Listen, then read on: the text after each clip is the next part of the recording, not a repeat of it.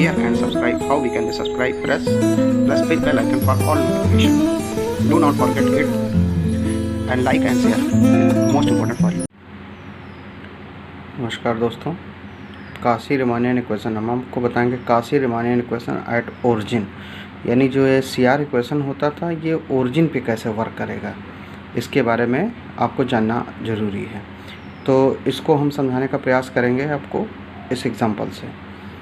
तो इस क्वेश्चन में क्या कह रहा है, so that the function fz, जो फंक्शन fz है इज़ डिफाइंड, जो फंक्शन fz है वो डिफाइंड किया गया है इस पे। ये फंक्शन है जिसमें z नॉट इक्वल टू 0, जो z है वो 0 के बराबर नहीं है और ये जो z है वो 0 के बराबर है। अगर z 0 के बराबर नहीं है तो ये फंक्शन लेना है, और z अगर 0 के इक्वल हो गया है तो आपका आंसर क्या आएगा, 0। Is not analytic at origin, यानी जो फंक्शन fz है ये एनालिटिक नहीं है ओरिजिन पे, यानी एनालिटिक नहीं है। Even thought satisfied CR equation, यानी ये CR इक्वेशन को तो सेटिस्फाइड कर रहा है लेकिन ये एनालिटिक नहीं है। ठीक है, तो अभी तक हमने जो पढ़ा था उसमें क्या पढ़ा था कि अगर कोई क्वेश्चन आपका CR इक्वेशन को सेटिस्फाइड कर जाए तो एनालिटिक हो जाता था, लेकिन ये क्वेश्चन जो है CR इक्वेशन को तो सेटिस्फाइड करेगा लेकिन एनालिटिक नहीं होगा। तो बहुत बढ़िया क्वेश्चन है कि CR इक्वेशन को सेटिस्फाइड कर भी रहा है तब भी एनालिटिक नहीं है। तो इस क्वेश्चन को जानना ज़रूरी है। आप शेयर करिएगा, लाइक करिएगा और ज़्यादा से ज़्यादा प्रैक्टिस करने की कोशिश करिएगा। तो चलिए हम शुरू करते हैं। इस क्वेश्चन में क्या करना है, तो इस क्वेश्चन में तो सबसे पहले आप रियल पार्ट इमेजिनरी पार्ट को अलग अलग करिए, जैसा कि अभी कल बताया गया है क्वेश्चन में। इससे पहले वाले वीडियो में मैंने डाला है कि u निकालते हैं, v निकालते हैं। तो इसको मल्टीप्लाई कर दीजिए, यहाँ x मल्टीप्लाई हो जाएगा तो क्या आ जाएगा, x की पावर 4 और y की पावर 5, x की पावर 6, y की पावर 10 प्लस यहाँ मल्टीप्लाई करिए y यहाँ मल्टीप्लाई हो जाएगा तो x क्यूब y की पावर 6, x की पावर 6, y की पावर 10, ये आपका दिया गया है। तो ये u है, ये v है, ओके, जैसा दिया जाता था u प्लस IV। तो ये u है आपका x की पावर 4, y की पावर 5, x की पावर 6, y की पावर 10, और ये v दिया गया है x क्यूब y की पावर 6, x की पावर 6, y की पावर 10, ये u है, v है। तो अब देखिए कैसे सॉल्व करते हैं इसको।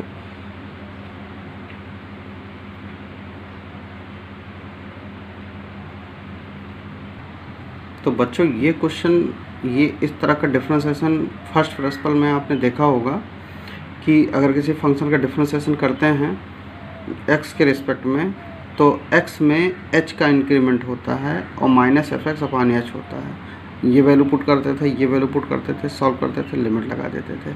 अब पार्शियल में क्या होगा, जैसा कि हमें del u by del x निकालना है तो इस पार्शियल में क्या होगा, पार्शियल में आप क्या करेंगे, del u by del x तो करेंगे, okay, del u by del x करेंगे। तो अब जो इंक्रीमेंट होगा वो किस में इंक्रीमेंट होगा, x में इंक्रीमेंट होगा और y में इंक्रीमेंट नहीं होगा, क्योंकि हम डिफरेंशिएशन किसके रिस्पेक्ट में कर रहे हैं, x के रिस्पेक्ट में कर रहे हैं, ना कि y के रिस्पेक्ट में कर रहे हैं। तो ये जो डिफरेंशिएशन हम x के रिस्पेक्ट में कर रहे हैं तो x में इंक्रीमेंट हो जाएगा, ux कामा y तो है तो x में h का इंक्रीमेंट हो जाएगा और कामा y हो जाएगा और माइनस ux कामा y हो जाएगा, ओके।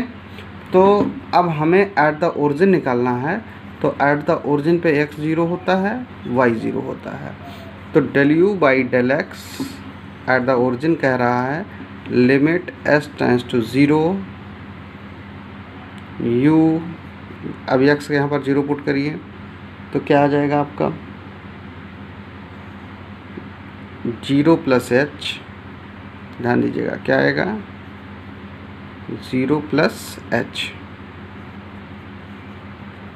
और यहाँ 0 u 0 0 कामा h आ जाएगा। ओके, तो आपका ये जो आएगा limit s tends to 0 u h comma 0 u 0 comma 0 upon h। Okay, तो अब ध्यान दीजिएगा, अब हम पहुंचते हैं u पे। u आपका ये दिया है, जहाँ x लिखा है वहाँ h पुट करना है, और जहाँ y लिखा है वहाँ हमें क्या पुट करना है, 0 पुट करना है। तो चलिए देखिए, जहाँ x लिखा है वहाँ h, जहाँ y लिखा है वहाँ 0 पुट करते हैं। तो limit s tends to 0 put कर दीजिए, जहाँ x लिखा है वहाँ हमें पुट करना है h। तो ये h की पावर 4 हो जाएगा, देखें यहाँ पर, और y के यहाँ पर क्या पुट कर देंगे, 0 पुट कर देंगे। ओके, यहाँ पुट कर दीजिए h की पावर 4, y के यहाँ पर 0 माइनस, और यहाँ 0 यहाँ 0, तो ये पूरा 0 हो जाएगा, अपॉन h आ जाएगा। ओके, अब ये यहाँ आप क्या देख रहे हो कि यहाँ 0 से मल्टीप्लाई करेंगे तो ये पूरा 0 हो जाएगा, 0 से मल्टीप्लाई कराएंगे तो ये पूरा 0 हो जाएगा। तो ये 0 माइनस 0 अपॉन h, 0 माइनस 0 0 आ जाएगा, 0 बाई एच डिवाइड कर दीजिए, ये पूरी वैल्यू क्या आ गई, 0 आ गई। तो del you by del x की वैल्यू जो आई एट द ओरिजिन के लिए वो क्या निकल कर आई, 0 निकल कर आई। ओके, अब हमें del you by del Y निकालना है। बच्चों देखिए, जब y के रिस्पेक्ट में करेंगे तो अब जो है k में इंक्रीमेंट होगा, और जब x में कर रहे थे, जब x के रिस्पेक्ट में तो x में इंक्रीमेंट हो रहा था, y में कर रहे हैं तो y में इंक्रीमेंट होगा। तो इसमें हमने k कर दिया, उसमें h किया था, तो यहाँ पर k चलेगा, आपका h नहीं लिखा जाएगा, यहाँ पर k लिखा जाएगा, और यहाँ पर भी k लिखा जाएगा। ओके, समझ में आ रहा है? तो फिर पुट कर दीजिए ओरिजिन के लिए x0 y0। ओके, तो del you by del y equal to limit k tends to 0 u 0 0 plus k minus u 0 comma 0 upon k। ठीक, अब इक्वल टू अगर हम लगा लें तो limit k tends to 0 u 0 comma k u 0 comma 0 upon k। Okay, तो इसमें आप ध्यान दीजिएगा, अब क्वेश्चन में जैसा कह रहा है x के यहाँ पर 0 पुट कर दीजिए, और y के यहाँ पर क्या पुट कर दीजिए, k पुट कर दीजिए। x के जहाँ पर 0 और y के यहाँ पर k। तो आप सीधे सीधे देख रहे हो कि जैसे हम यहाँ x यहाँ पर 0 पुट करेंगे तो ये पूरा फंक्शन 0 हो जाएगा। ओके, तो अब डायरेक्ट लिख दीजिए, इतना समय नहीं है, क्वेश्चन को शॉर्ट में भी लगा सकते हो थोड़ा सा। ये 0 आ जाएगा, और यहाँ पूरे में 0 0 पुट करेंगे तो ये पूरा 0 हो जाएगा k। तो ये पूरी वैल्यू क्या हो गई, 0 हो गई। Del you by del Y भी आपका क्या आ गया, 0 आ गया, और del you by del X भी 0 हो गया था। अब आपका del we by del X और del we by del Y निकालना है। चलिए अगला निकालते हैं। तो चलिए यहाँ पर v के x के रिस्पेक्ट में करेंगे तो h का इंक्रीमेंट होगा, x में x के रिस्पेक्ट में कर रहे हैं तो x में इंक्रीमेंट होगा। एट द ओरिजिन कह रहा है तो ओरिजिन के लिए 0 0 पुट कर देंगे। Del v by del y equal to limit s tends to 0 v 0 plus h और 0 v 0 कामा 0 अपॉन h आ जाएगा। अब v पर फोकस करिए, आप क्या देख रहे हो कि हमें पुट करना है x के यहाँ पर h और y के यहाँ पर 0। तो जैसे यहाँ 0 पुट करेंगे ये पूरा 0 भिड़ेगा, इसमें ये पूरा 0 हो जाएगा, डिवाइड कर देंगे 0 आ जाएगा। तो आपका ये लिमिट s टेंस टू 0, ये 0 0 पुट कर देंगे 0, h इक्वल टू 0। ओके, तो ये आपका del we by del X निकल गया है, del we by del x होना चाहिए। अब del we by del Y निकालेंगे तो जब y निकालेंगे limit s tends to 0 v X Y plus K V X comma Y upon K. अब यहाँ पर भी एक्स 0 वाई 0 ओरिजिन कह रहा है, तो पुट कर दीजिए, पुट करिए। लिमिट एस के टेंस टू 0 वी 0 कामा के 0 0 अपॉन के। तो अब वैल्यू यहाँ पुट करिए बच्चों। लिमिट के टेंस टू 0 0 माइनस 0 अपॉन के, ये पूरी वैल्यू 0 आ गई। Del we by del Y भी 0 आ गया। तो बच्चों आपने क्या देखा कि ये पूरी वैल्यू 0 आई। तो सी आर इक्वेशन के अकॉर्डिंग क्या होना चाहिए, del you by del x equal to del we by del y होना चाहिए, और del you by del y equal to minus del we by del x होना चाहिए। ये हो रहा है, इक्वल टू 0 है, तो ये सी आर इक्वेशन को सेटिस्फाइड कर रहा है। It is satisfied C R equation. अब आगे हमें प्रूव करना है कि ये जो है एनालिटिक नहीं है। तो देखिए आगे कैसे करते हैं। तो बच्चों आप क्या देख पा रहे हो कि सी आर इक्वेशन को सेटिस्फाइड कर रहा है। अब हम इसका डिफ्रेंसिएशन करके देखते हैं, क्योंकि सी आर इक्वेशन काशी-रीमानियन इक्वेशन को सेटिस्फाइड कराने के बाद में हमें इसकी डिफ्रेंसिएबिलिटी चेक करनी पड़ेगी।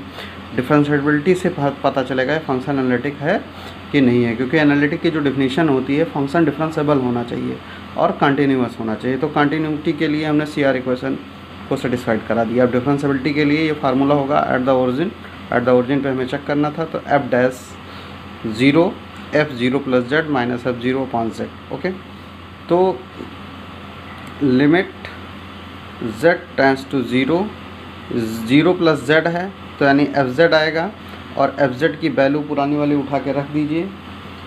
तो जैसे हम यहाँ पर इसको एक्स वाई में पुट करेंगे, तो यहाँ पर x टेंस टू 0 आ जाएगा, y टेंस टू 0 आ जाएगा, fz आएगा। fz की वैल्यू क्या है, एक्स क्यूब y की पावर 5 x प्लस आई वाई, ये आपका दिया गया है, x की पावर 6 y की पावर 10, f0 की वैल्यू 0 है, और z की वैल्यू क्या है, x प्लस आई वाई, ये दिया गया है। तो ये x प्लस आई वाई से ये पूरा कैंसिल हो जाएगा।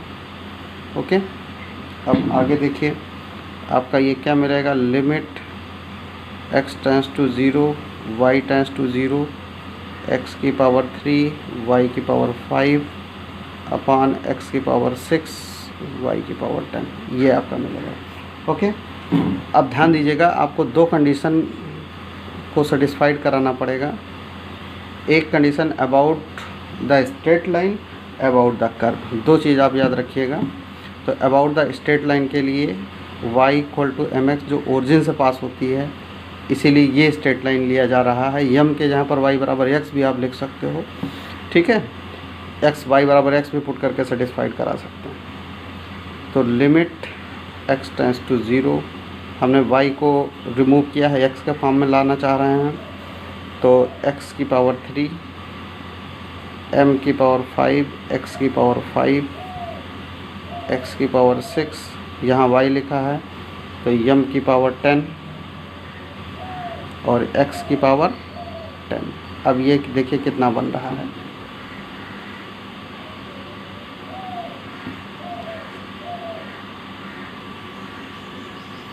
अब ये देखिए आपका ये आएगा limit x tends to 0 m की पावर 5 x की पावर 8 हो जाएगा, और x की पावर 6 यहाँ से कॉमन कर लें अगर हम, तो ये 1 प्लस m की पावर 8 x की पावर 4, ये 6 से कैंसिल हो जाएगा।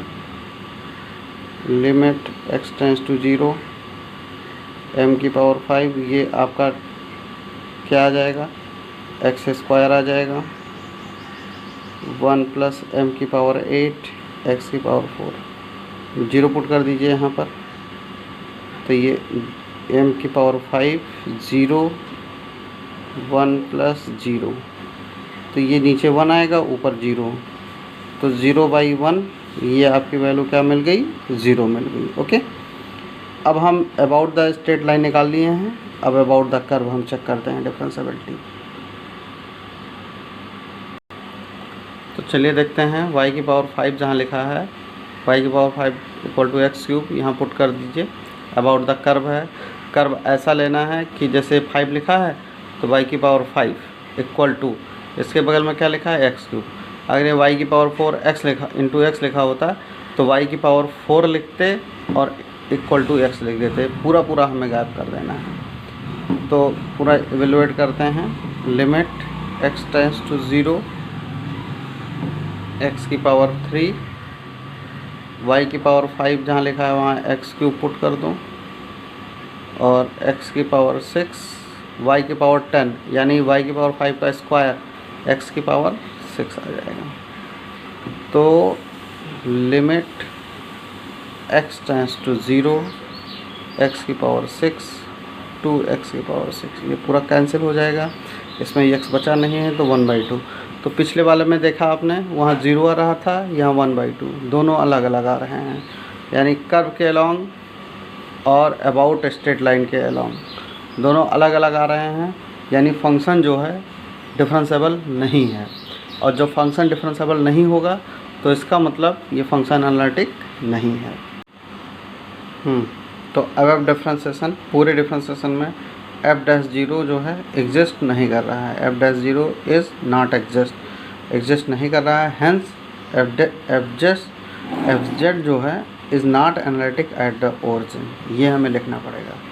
तो बच्चों, ये आपके सामने एक क्वेश्चन मैंने आपको कराया। अब आपको हम देते हैं 1-2 क्वेश्चन करने के लिए।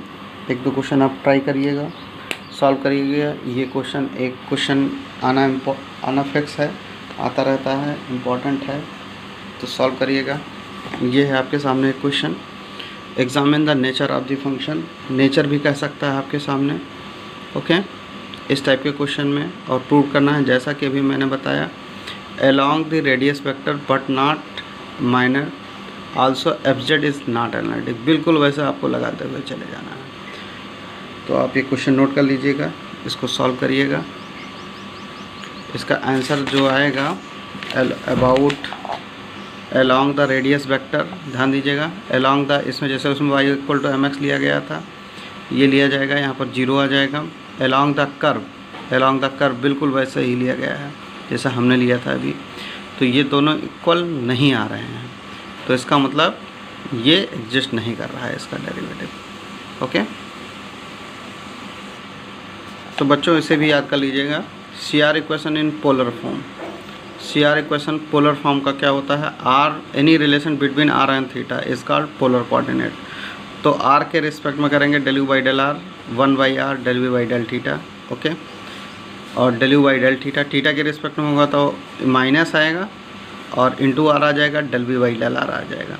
थीटा के रिस्पेक्ट में होगा, जब r के रिस्पेक्ट में होगा तो 1/r आएगा, ∂v/del θ आ जाएगा। ये है आपका बच्चों। ये 11 एंड 12 भी लगाइएगा, बिल्कुल उसी तरीके से है। So that function is not analytic, UV वाला है। और आपका ये 12 वाला क्वेश्चन है, बिल्कुल वैसे लगाना है। तो आपके सामने ये 11 और 12, 11 एंड 12 क्वेश्चन हैं, इनको सॉल्व करिएगा। नॉट एनालिटिक, और इसका डेरिवेटिव जो करना है -1/z² आएगा। तो पूरा कोशिश करिएगा सॉल्व करने की। ओके।